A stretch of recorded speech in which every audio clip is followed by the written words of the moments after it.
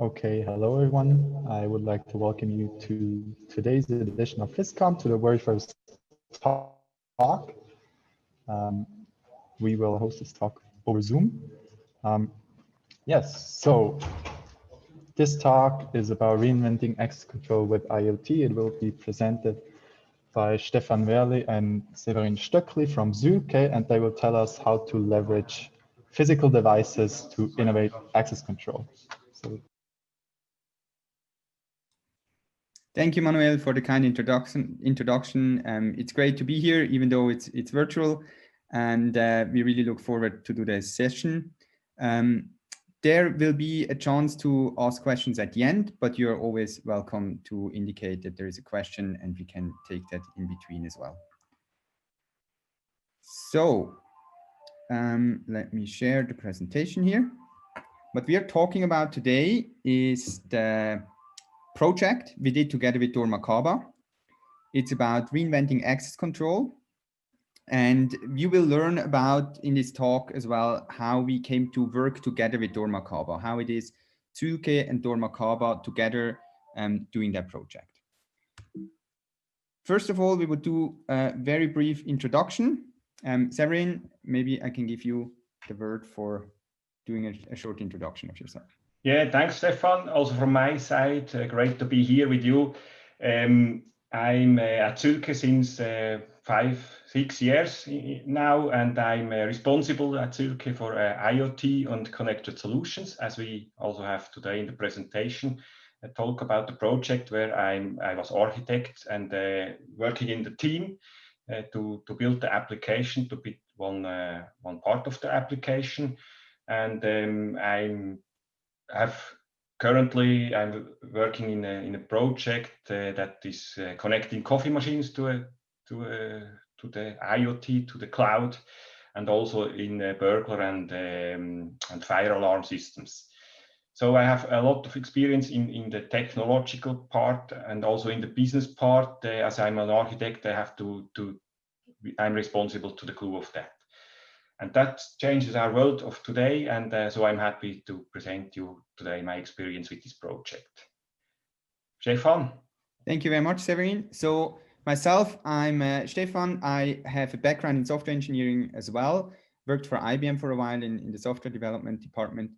And later on did an MBA and then joined Zühlke in 2013. And my role there was mostly the one of an engagement manager. So I had responsibility for a team, but also on the project with the customer, the engagement manager makes sure that all the employees are happy, that the right employees are on the project, that they're happy, but also that the customer is happy, that they get what they ordered from us. And in the end of the day, Zühlke also needs to make some money. So that's kind of this triangle that you manage as an engagement manager. Yeah, from the point of perspective of the employees, I can admit that Stefan did a very well job, because when I joined the project and joined Zühlke at the same time, we already at the first time went to a wine cave and had a nice evening together and spent talking about this project and the future. And so it was a good start there. Thank you, Stefan. Thank you for mentioning that. Yeah, that was a fun evening. So so this is also part of the engagement management, of course, to make sure the onboarding goes smooth, right? And so in this particular project, in the dormakaba project, I was the engagement manager. Later on at Zühlke, and that's why my role doesn't match with that anymore. So later on in Zühlke, I joined the investment team. So nowadays I'm investing the money from Zühlke Ventures into HealthTech startups. And today we will also look at some aspects of startups and how startups work and what the big corporations can learn from the startup world. And I hope I can give you a good perspective on that as well, now that I have this background in investing in the startup world as well. So that's about us. Let's talk a moment about Zühlke. Zühlke is an engineering service provider. So that basically means if someone has an idea in a corporation, or it can be a startup as well, has an idea and they need engineering power, they need people that know how to do the engineering, then they can come to Zühlke and we will help them in the project to basically develop this innovation. I would like to illustrate that because you don't really hear or see Zühlke very often on the project, on the products, but you interact with Zühlke in a way every day with the product that we help to develop. And therefore I would like to illustrate that by a typical day in my life. So that starts with, you know, waking up, get the kids ready, and then I like to also make a coffee for my wife. And what she particularly likes is a cappuccino. And that's what you see on the top here, the Nespresso milk foamer. That's something where Nespresso approached Zühlke and said, look, we would like to have a milk foamer that foams the milk in the same time as the coffee comes out of the machine. Can you help us with that? And that's when we developed this first iteration of this milk foamer. And then later on, I go on the train, and I get information that the train is late. At the station, on the platforms, you see a lot of people running around from SBB that inform the people which other routes they could take or a better way to travel. And the application in the background that notifies the people from SBB, that helps to get everyone on the platforms and give them the information how to reroute people, that was also co-developed with Zühlke. Later on, maybe I stand on the platform, wait for my train. It's 5 minutes late now. I found a different route, but then I want to check whether I still have my data volume and the package is still valid, so I can download maybe a little movie to watch on the go. The customer center from VIScon, this app is also behind Zühlke. We helped VIScon develop that customer center. Then I arrive at Zühlke, but I know a lot of you, when you arrive at ETH, you also know this little device here. The rooms, maybe you're sitting in a room right now where you have one of these devices. And that's a typical IoT device where you see the availability, what is possible, when you can use the meeting room. We help there with hardware and software. And then obviously I enter the door at Zühlke. Everything at Zühlke is with dormakaba. I think in ETH, I have also seen a lot of dormakaba. You will hear more about this solution today. That's exactly what we are talking today. And when I finally come back home in the evening and I see my kids, they really like their DigiPiggy, to feed it with some coins. It's basically a digital piggy bank that we co-developed with Credit Suisse. They had the idea, said, look, we would like a digital piggy bank. Can you help us with that? And we basically developed the whole product together with them and even contracted the manufacturing. And this DigiPiggy is one of the very few devices where you would actually find the Zühlke logo. So if you turn it around, you find the Zühlke logo. But I know in among ETH students, this is not a very well-known product because most of you don't yet have kids. But they really like it. The kids are huge fans of this thing. Then let's switch over to dormakaba. Severin tells you a bit about dormakaba. Do you want to share your presentation, Severin? Yeah, I think so. Then I can point out what. Good. Yeah, thank you. So I have over. You share my presentation here, and also start the slideshow. Go forward. So dormakaba products.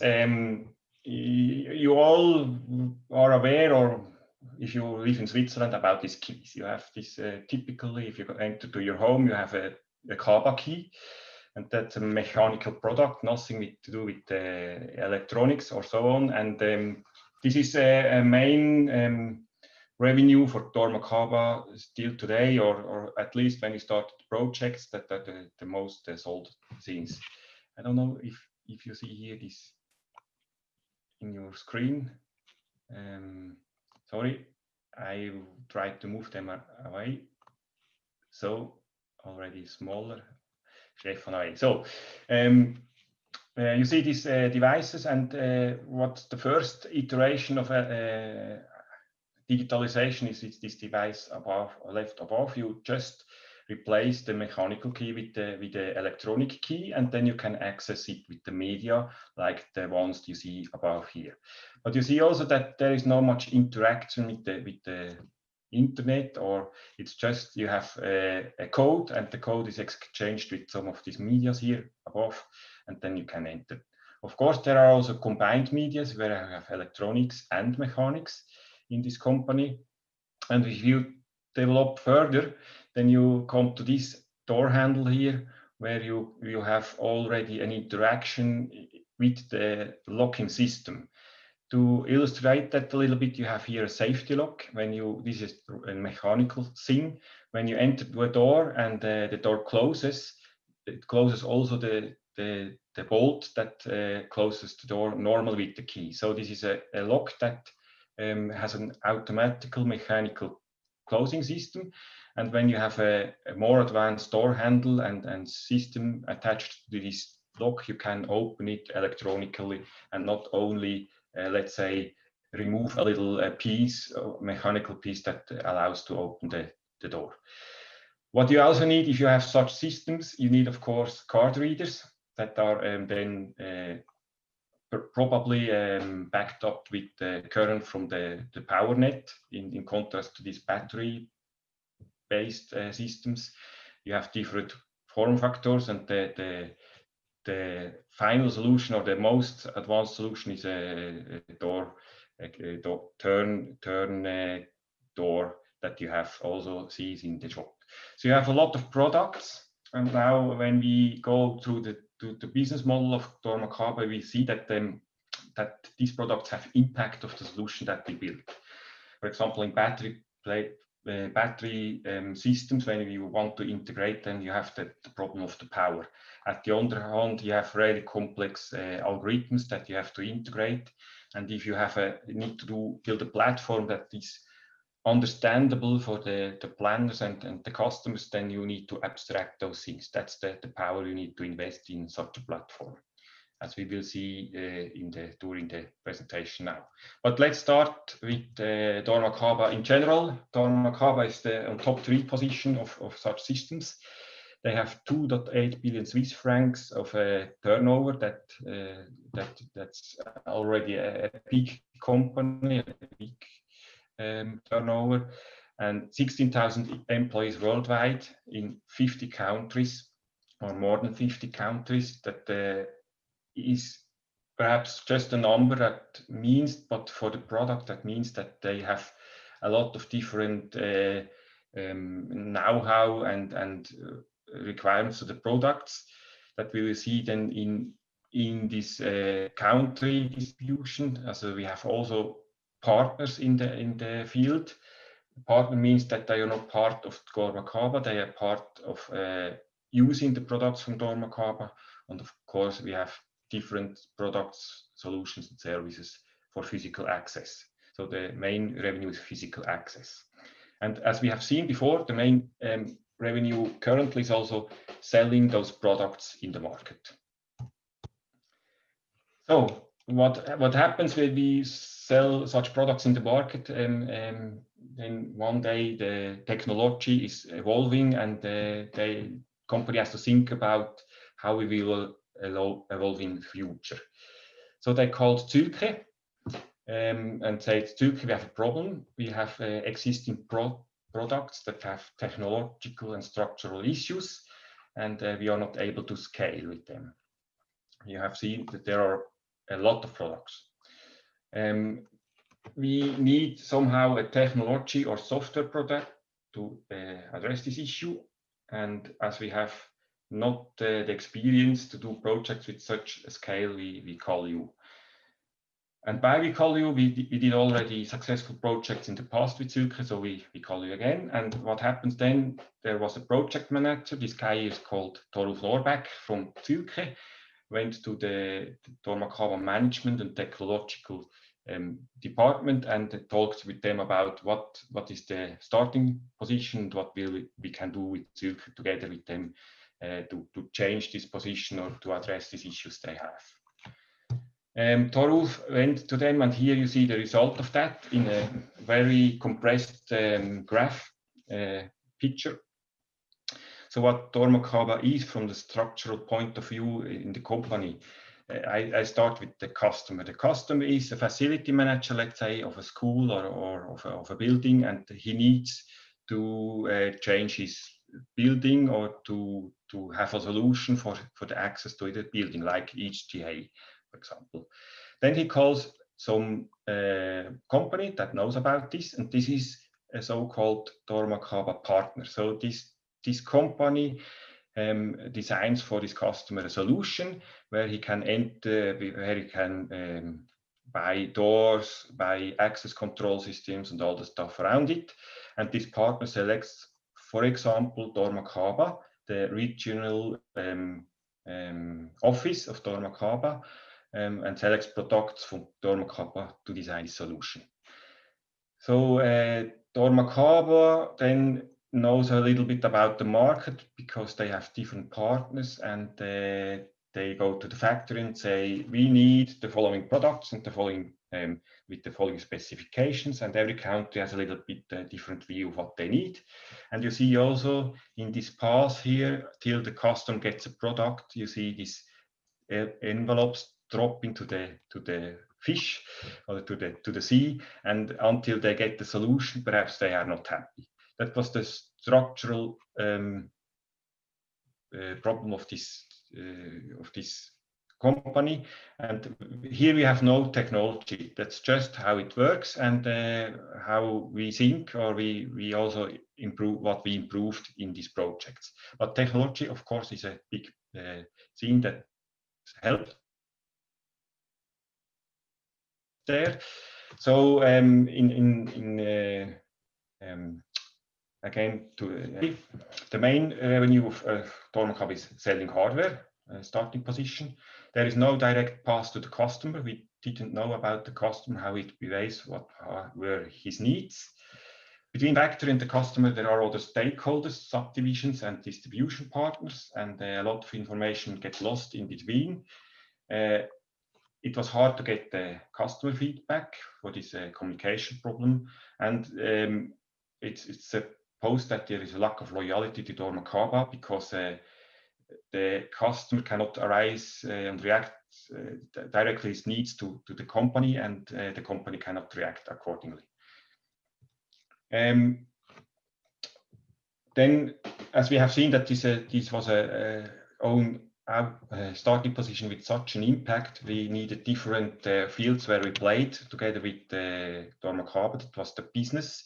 So we need to think about what will the future business revenue of dormakaba. We need IT because we need to connect the systems, and also R&D to adapt the products for this idea that was generated by this project.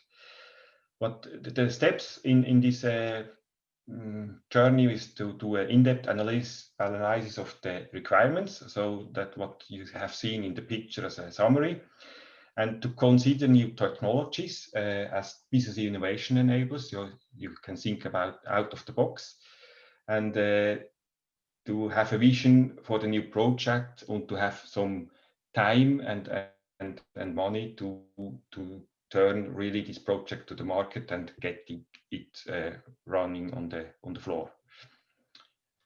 Why Zühlke could help further? Lack of internal resources for the implementation of such a new possibility or new technological project, and also Zühlke as an innovation and development partner for the new platform. So both aspects were very important. And now I'll talk a lot about the new technology that enables a business, and to make this a little bit more tangible, Stephan will show you an example from the daily life, how this works. And also we will show you the tools that are important to come from this vision to really a product. Stephan, I hand over to you. Thank you. So Severin just mentioned there is new technology. So when Kaba built their last big system, there was a certain level of technology available. And by now, when we started the new project, they wanted to look what kind of new technology is now out there that also lets us change our business model. So we heard before, they are basically selling hardware and they sell it over a distribution network, but they really wanted to look, can we also change the business case when we do that? Maybe talk a bit more about technology later, so don't be afraid. You will hear the technology part as well.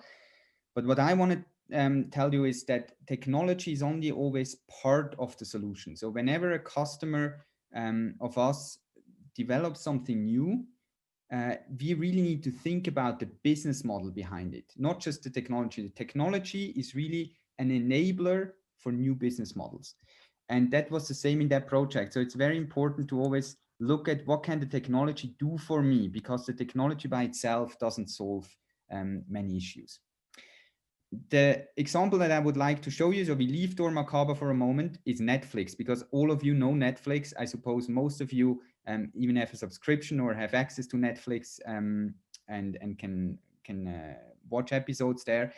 And Netflix did something very important in terms of using new technology to change their business model. First of all, they were thinking about replicating Amazon's business model with shipping stuff that was ordered over the internet. And they thought about shipping videos, but the videos at that time were mostly on VHS. So you had these big video rental places like Blockbuster, where you could go in and you could rent the VHS, you could take it home with you and then watch it and bring it back. Now, VHS are not very suitable to be shipped by mail because they get damaged. They are bulky, they are big, they're heavy, and they are basically not very stable. So if you ship them, they are most likely broken when they arrive. But then the DVD came along, and Netflix saw an opportunity in using the DVD. So now we have a digitalized media. So we have the media DVD that is much more stable than VHS. We can ship that by mail. And they did a test with that when they were on a business trip. They just took some DVDs with them, put them in a mailbox and addressed it to their home and saw how the condition was when it arrived back home. And they saw it was perfect. It's really not an issue to ship DVDs by mail. So that was really a new technology, enabled a new business model. So that's what they started there. And interestingly, at the time where barely anyone had a DVD player at home. So they really also were benefiting a lot from this massive adoption rate that we had in the US and then also worldwide with the DVD players. People really liked the quality of the DVD and they bought DVD players. So Netflix could really ride on that wave of the newly introduced technology. Later on, and that's also quite interesting, they again changed their business model. First, they went into a flat rate model where you could just, rent as many DVDs as you wanted, as opposed to before you had one and then you need to return it. But then they saw the adoption again in the public with the broadband internet. So broadband internet became widely available and they saw an opportunity to stream videos over that new broadband networks. When they started, it was already great if you had like relatively crappy 180p solution stream. Nowadays we are streaming 4K and sometimes even higher than that. So they really saw new technology available. Let's change the business model. Let's go into streaming. So that changed again there. And finally, that has nothing to do with the technology, but they wanted to keep the people on the platform. They saw people are most likely to keep paying their monthly fee for Netflix if they watch a lot of content.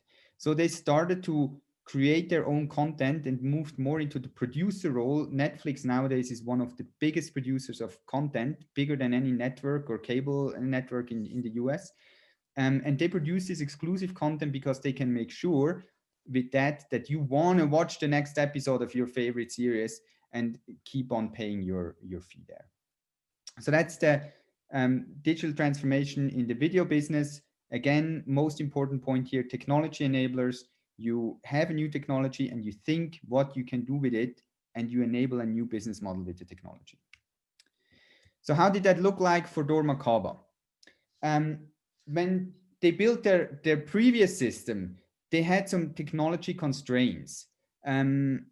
Mainly it was the necessity that you had a local server in each building. So whenever you had a locking system, you needed to put a server there. You could already go with these patches Severin showed you before with the electronical doors.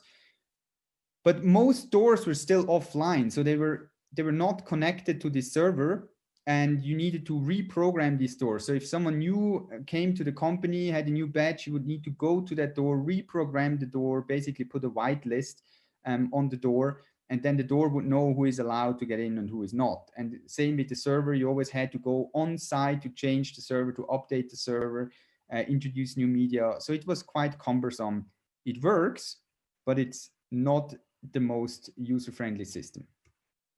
And then they looked at the time where we did the project, what kind of new technologies would now maybe overcome these constraints. And what had been quite well developed in the meantime was the cloud platform. It was not cutting edge, right? Absolutely not. But it was quite well established. You couldn't do cloud computing, and you can basically use cloud computing instead of local services. Then also, that was not so established already, but the whole IoT movement, especially basically protocols where you can transfer data with very low energy. That was the key here. Because when you have a door, the door is then battery powered. It cannot just use Wi-Fi. Wi-Fi drains a lot of power, and you would need to change the battery every few days or weeks. And that's not feasible, right? You cannot just go and change the batteries all the time. So the development of these low energy consuming protocols, Zigbee is an example, but there's others, was really enabling that we could basically have every door online now. So connect them to an access point in the building. And then the last point they looked at, and they didn't implement it right away in the project, but it was always foreseen, is the whole data analytics, machine learning part, where you could say, okay, maybe we can really learn from how the users use the doors, how many cycles a door can do before it breaks, and go into this kind of preventive maintenance path and see whether we can, for example, change the battery before it runs out of power, or we know when a mechanical part of the door breaks and can change it before that happens. So these kind of things were these technology enablers for this project, where they were just saying, okay, this is out there, and let's see what we can do with it. But as I mentioned before, we need to see what we can do with it, right? The technology is great, but just with the technology, we don't solve any issue. So what they really did in their project together with us is they used these tools to basically shape the locking system of the future. So reinventing access control had really to do as well with the business model. Severin will tell you a bit about that later. I want to show you the tools we used here, methodologies and tools we used. And you have the links here. The presentation should be available to you after our talk, so you can always watch this. Business model canvas was an important one, where you really plan out how everything works together, what your revenue streams as well are. Then the SWOT analysis, what makes you special in the market, where are your strengths, weaknesses, opportunities and threats, especially compared to other market players. Strategizer tools, there is more tools like the business model canvas. If you go to this link, you will find the strategizer tools there, and they're very useful to think about these business opportunities. And the last point I would like to explain a bit more in more details is the Lean Startup approach and the MVP. We really use that in this project. So let's look at that. The Lean Startup approach comes from the startup world. So that's Eric Ries who wrote that down. He basically analyzed, why do certain startups fail and others succeed? And one of the factors that he found is that the ones that are very successful, they go to the market and they test all their assumptions. So when you have a startup, you have a new idea for a business, you have to go to the market to find out, am I right with my idea? Does the market like what I'm proposing to them with my new product? And you can do that in two ways. The way that was used in the past a lot and was not so successful was that the company would just develop the new product, push it in the market, and spend a lot of money on, producing the product first of all, but then maybe warehousing and all these kind of things. And in the end, figure out, well, the customers don't like the product, and we have just made a huge investment without any gain from it. The much more smart approach is what is shown here, is that you have some ideas. And let me see whether I can highlight that. So you have some ideas here, and these ideas are really just assumptions that you have. So you build something to test this assumption in the marketplace, right? So you build a minimal viable product. I talk with you in a moment what that is. So you have a product, and with that product, you go to the market, you see whether the customers like it, you measure what is the feedback, do they use it, do they buy it? That generates some data, and you learn from that data, and you go back and adapt your assumptions and your ideas. It's very crucial that you start with the most risky assumptions. So if you have something that really makes or breaks your business case, go out and test that thing first. And then just de-risk step by step. Test your assumption, build the next iteration, go to the market, learn from your customers. Now, I said this comes from the startup world and is used in the startup world. And when I invest in companies, I always want to see what are your assumptions, or how are you going to test them? What is the market feedback over a period of time? However, this approach is also super valuable for big corporations, because when a big corporation just brings the next kind of iteration of their product, so dormakaba has a mechanical lock and they, you know, change the key a bit or something, then they can just go out. They know the market really well. They do a little bit of an iteration and it's fine.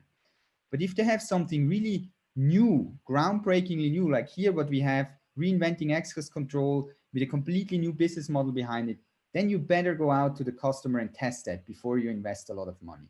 And we see that in Zühlke again and again. Customers who don't do that very often fail in the market with their product, even though the product is beautifully engineered and really nicely made, but the customers don't like it for whatever reason.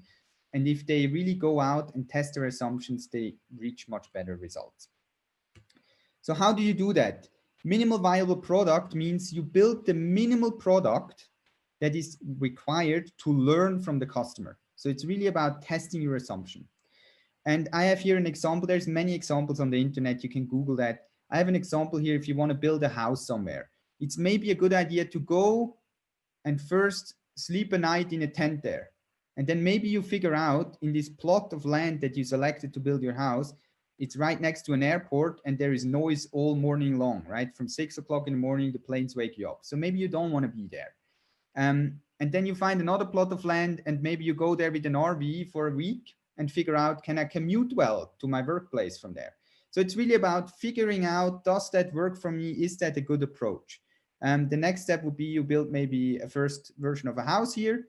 And then later on you have maybe a family, a dog, some kids, and your needs change as well. And then you can still upgrade to, you know, the full-blown nice house because you really now know that you like it there.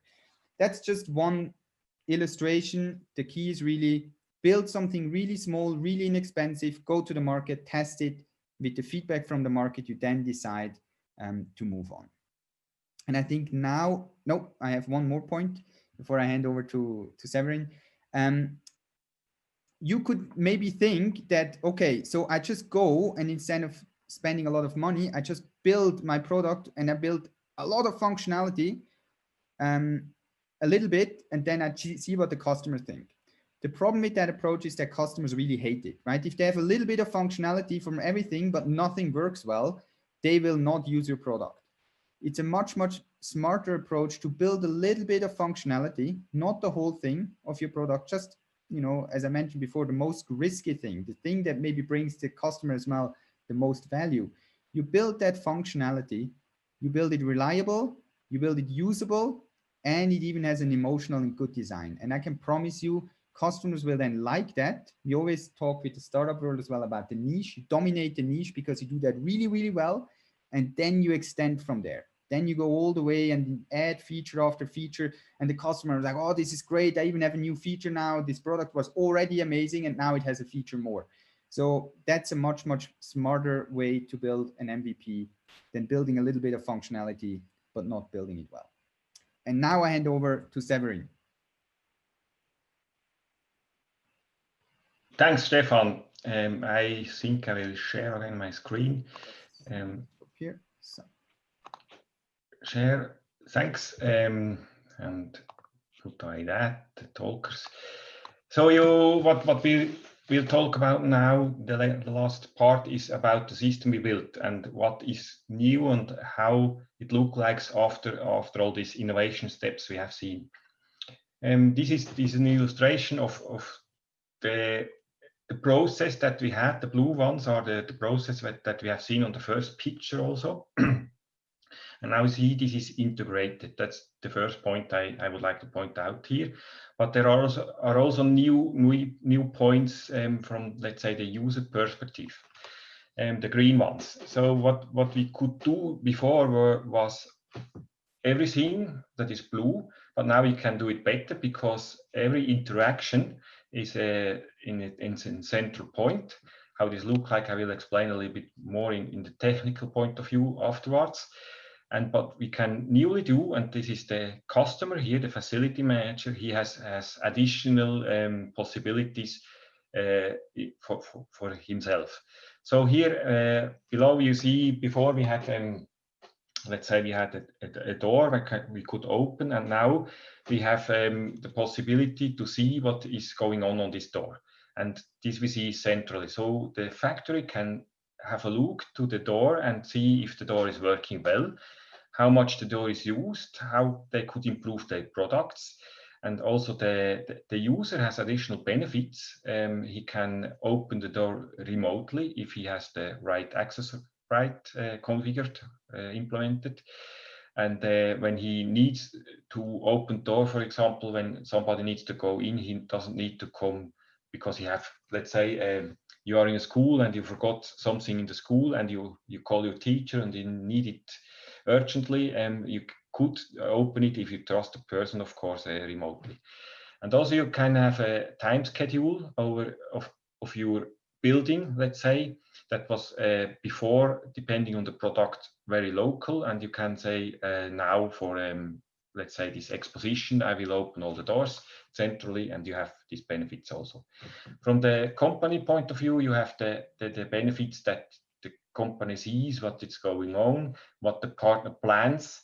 The partner has the benefit that he sees what products are available, and the regional office can make some templates and support the partner here in planning. And so it's really crucial that you have all the information centrally. And how this looks like, I will show you in a minute. Perhaps one point that is also expressed in these slides, the business model changed. And you don't see it directly, but what we have here is that the business model was behind is not that we sell still these products, we still sell them, but we also sell access as a service. So all these things are monthly based fees that are charged to the company, and the company can profit from it because they have a revenue income, a revenue stream that is stable, and also the user can profit because he doesn't need to invest so much at the beginning. So this is really just a second there, and this is also a huge change for Kaba internally. So dormakaba used to really sell hardware, and it was a big challenge as well to change this whole mindset with all the employees, that we now move into a software as a service business model. Basically, we first sell some hardware, but the hardware is only sold to enable this software as a service business, and it's a big change. This is really basically probably the biggest change, that the people also had to be re-educated and be adjusted, that they figured out how this works internally. Yeah, thanks, Stefan. So I will swap to the next slide that shows a little bit the technology. Here you see some building blocks. I could talk another hour about these internals here, but I will point out three important things that I was experiencing there when I was architect. First of all, I will talk about the southbound, the IoT integration, and show you some aspects of that. Then I will show you some aspects of the customer app, where the facility manager sits, and the partner app, and the interaction between them, because this has a very important view of the system with a different lens, and it's complex to adapt the lens of each one. And then I will talk at last also about the integration of the technical integration of the dormakaba backend office. And here also important, the business model that changed did not change only the people mindset, but has also some aspects in the backend IT that we needed to change. Before I do this, show you these three aspects, some technologies we have here. shown 4 applications from the front end. Those applications are written in React. And we have in the backend a MongoDB, and the MongoDB is communicating, also the application is built in Node.js and accessing the data of the MongoDB and serving to the front. And this big block here, this is the central data store. And everything here was built in event-driven. So we had no data store that showed, for example, who has access to what. That were just events that were stored here. So if the customer gives access to a card, it emits an event or a command, and then this is stored here. And if you need to know who has access, it is in real time calculated centrally. Of course, we have this MongoDB where we have let's say a model that is very fast accessible and very performant, but you could throw this away and rebuild your model. That were the technologies that were used here. And now I talk about the IoT, the challenges here. So the first point was, you have seen these different devices that I have shown you at the beginning. And you can imagine that this is very, let's say, difficult to have here a common model that talks to these different, you have seen battery-powered devices, as Stephan also mentioned, and they cannot update every second their model. And you have also this turnkey door that has very big,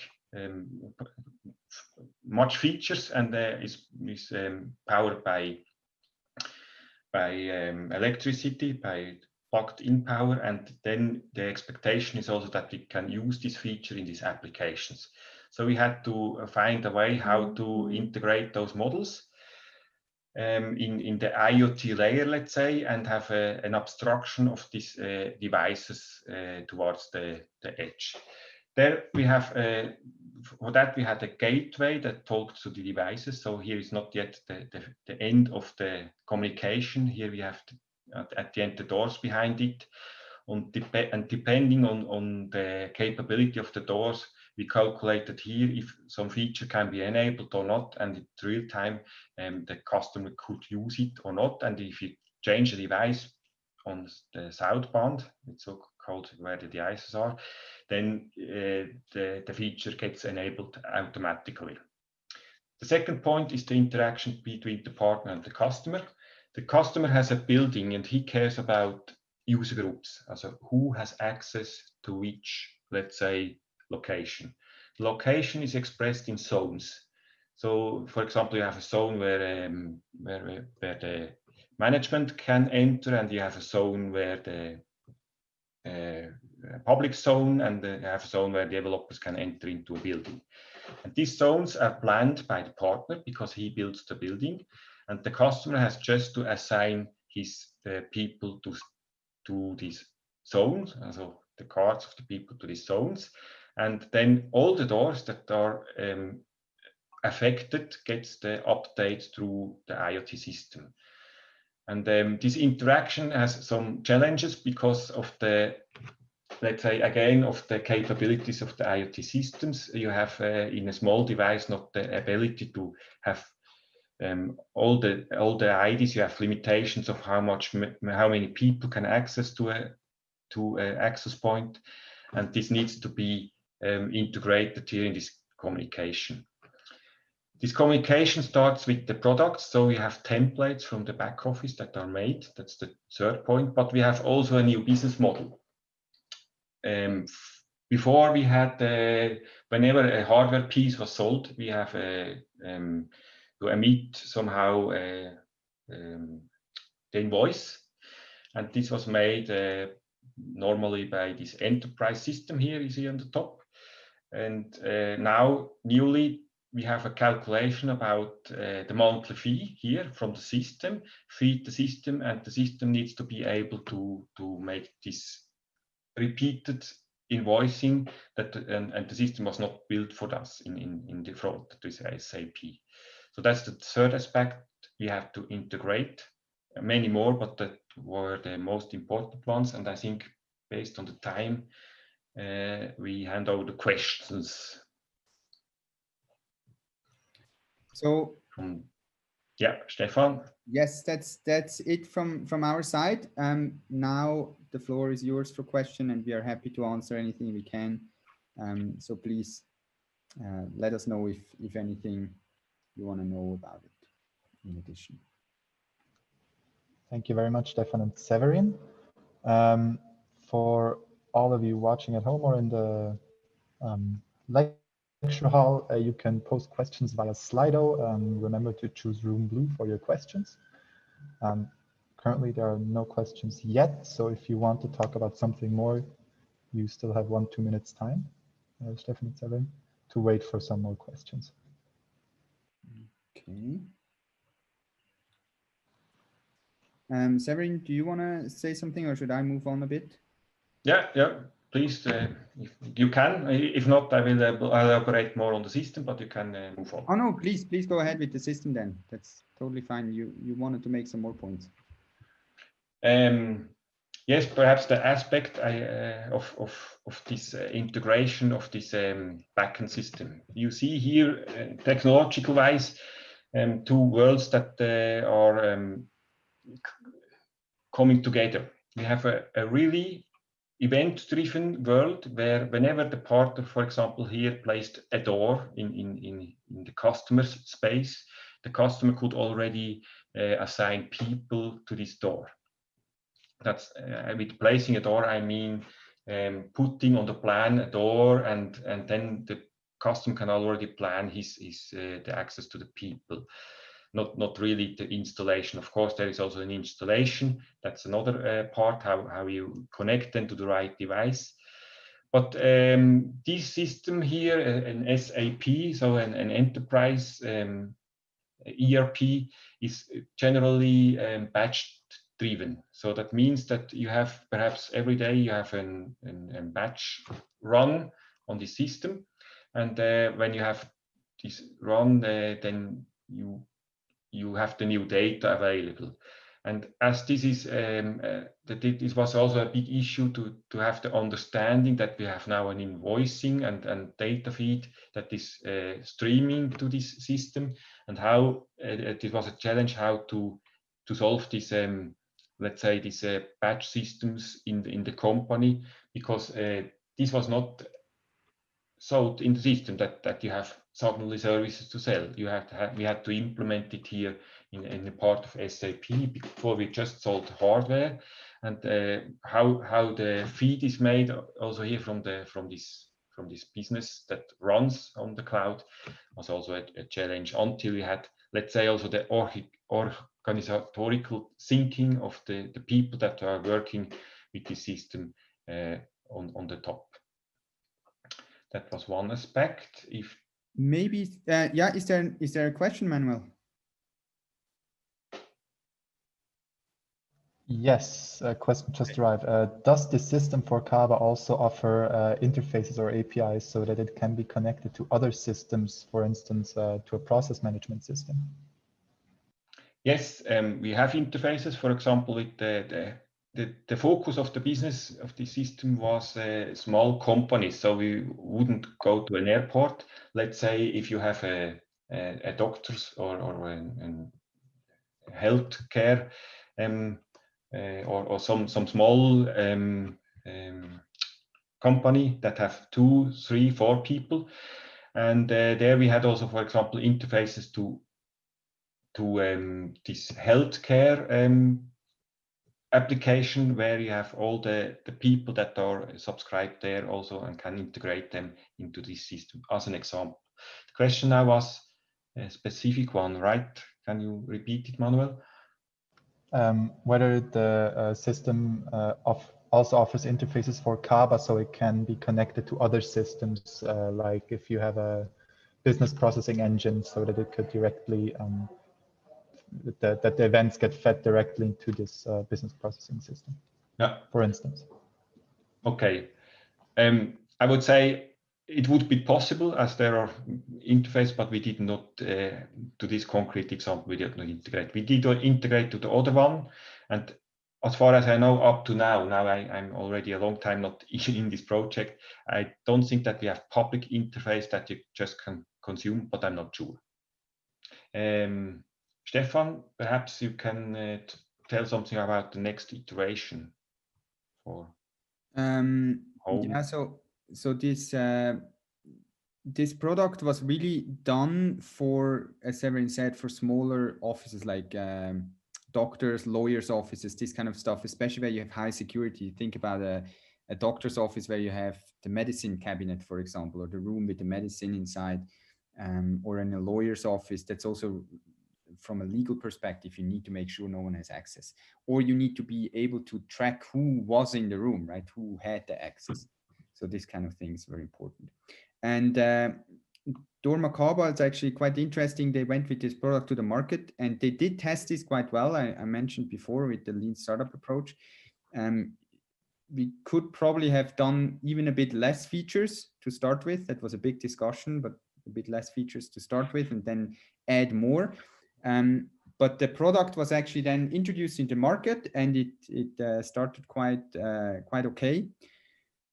But it always takes longer, right? If you have something new, it takes longer than you anticipate. And now dormakaba is established with a product in the market, and now they are thinking of bringing that into new areas. I cannot disclose exactly what publicly here without talking to them, but they're looking at new fields where you can enter with such a solution that the customers is slightly different. And you have to keep in mind the customer. When you approach a certain customer, the product is fitting for that customer. And if you have a different customer, you most likely need slightly different features and slightly different interfaces to match the new customer's needs.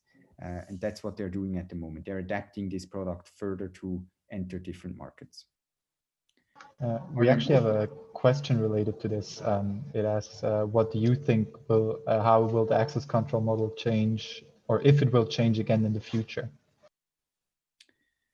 Well, personally, I think it's quite an they are already on the right track, because we see in the startup world a lot of going down the route of towards a service, that you rent stuff. Like that's a general trend, I would say, that you rent stuff more, whether it's a car or a bike or the scooters that are all over Zurich. But there is also models for sharing and renting household appliances. And I actually think they are exactly on that track, that you are more on this kind of rental software as a service path. I could imagine that at some point you really don't even buy the hardware anymore, that this is just part of the rental model. At the moment you still buy the hardware and the hardware enables this business model on top, but I could imagine somewhere in the future that you just simply don't care about the physical aspects of it anymore, but you really go into, I just want security. I don't care how it's provided. I just want to be safe at home. And you know, I could imagine that it goes in this direction. Okay, thank you very much. Unfortunately, we are running out of time. We have a tight schedule today. So I would like to thank you very much for this wonderful talk and for joining us at VIScon. It was great to be part of this, and thanks a lot to your side as well. Have a great day. Goodbye. Have a great day. Thanks. Have a nice day.